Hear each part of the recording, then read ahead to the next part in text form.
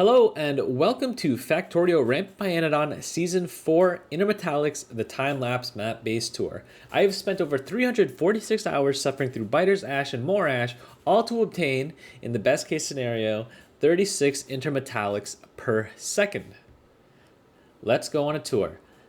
Our very first stop is just south of the crash site. Always gotta press F for the 100 Centurions who fought in the Holy War. And here's some backup for you.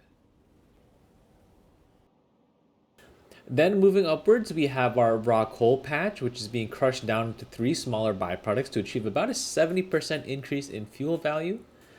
Panning upwards, we have various ore mining and a forestry that produces wood. And to the right, we have our automation science pack being automated.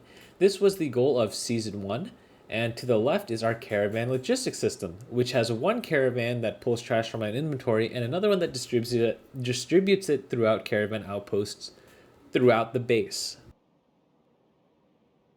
Moving upwards, we have one of 4 ash recyclers that can take an entire belt of stacked ash, 120 ash per second in total.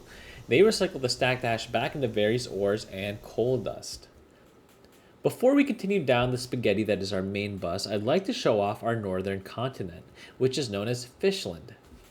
It's aptly named after the fish turbines that cover its surface. Other than the fish turbines, Fishland is home to one of 2 of our geothermal plants. They are equipped with steam buffers. It's also got our first quartz mine and Sterling's Island. The second half of our main continent houses our 2 military production blocks, each producing both magazines and shotgun shells. The rest of the continent is dedicated to the production of simple circuit boards, our Season 2 goal. Crossing this little patch of water, we have now entered Essos. Essos is mainly dedicated to PyScience 1, the goal of Season 3. It houses 3 steam power plants, the bulk production of different fluids and gases, and a couple of specialized production blocks, which I will go over in more detail. One of the first things we encounter is our omni-barreling and omni-canistering areas, where we fill up empty barrels and empty canisters with fluid and gas byproducts, so leftovers. Of course, if we don't have enough of those, then we have a main fluid and gas fuel source production area as well. And I believe it is gasoline, kerosene, and condensates, I think. Below is one of my proudest inventions, the pilot of how I'd use my omni-barreling. Basically, each machine that needs fluid input has its own barreler that takes from the sushi barrel belt. The machine then uses all that fluid before accepting a new barrel type, dumping the empty barrel and sending it back home. It works beautifully, it has never jammed once, and it uses all the excess fluids and gases that would have normally been vented. It's awesome. As we continue onwards, we can see more generic processes for PyScience 1, and as we pass labs, we will venture upwards to North Essos. Flying upwards and to the right, we can see a raw coal mine with another steam power plant and then another defense front, the Essos Northern Gate East. I believed they used to host electric and laser biters before I wiped them out.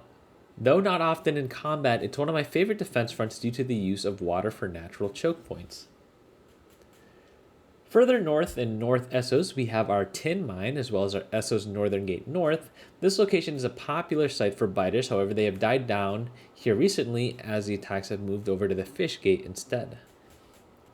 This is the location of our pilot for cargo ships. It replaced a huge land bridge that used to be here and is a success. I was going to use cargo ships for Mall Island before I canceled it. As we scroll downwards, we stumble across our tile mall, arguably the most spaghetti place in our entire base. Directly to the right is my rock production. It is still the single largest build I have built in my playthrough, and I like it a lot for that reason. After I get bots and trains, I will once again build on the scale I have previously. We're now entering the simple angler fish furnace continent. As the name implies, this is where I moved all my plate production and can be stated as the reason why I can no longer overbuild. I simply have used up all the space. As we reach the end of this furnace continent, we arrive at our Intermetallics, the goal for the current season.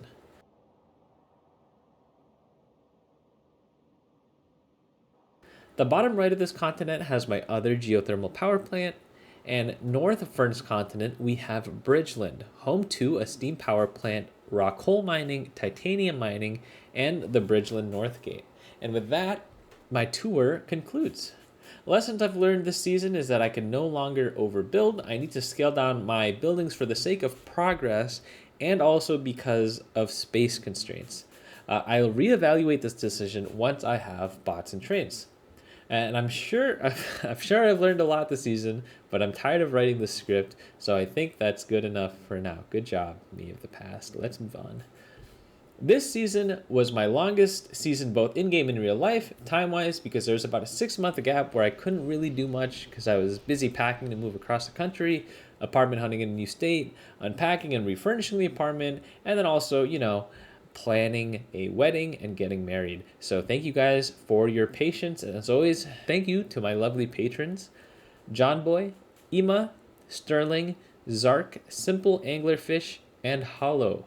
I will see you guys in the next season.